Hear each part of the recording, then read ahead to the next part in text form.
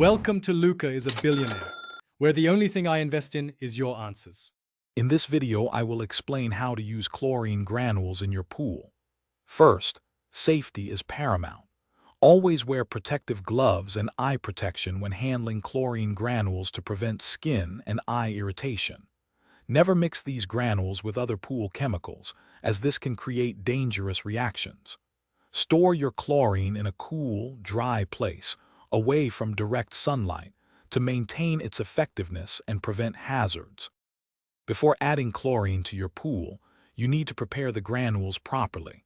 Start by measuring the correct amount based on your pool's volume. Typically, a small residential pool might need a few ounces.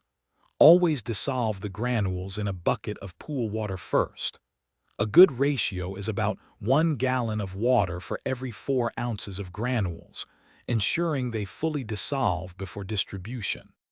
Once dissolved, slowly pour the chlorine solution around the perimeter of your pool, allowing it to disperse evenly. Avoid dumping it all in one spot. After adding, run your pool pump for at least several hours to circulate the water and distribute the chlorine throughout. This helps ensure proper sanitization.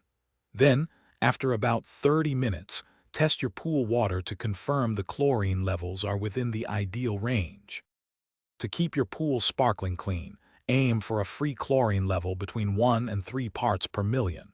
It's often best to add granules in the evening, as the sun's UV rays can quickly degrade chlorine, reducing its effectiveness. Regular testing and adjustments are key. Also, remember to clean your pool filter frequently.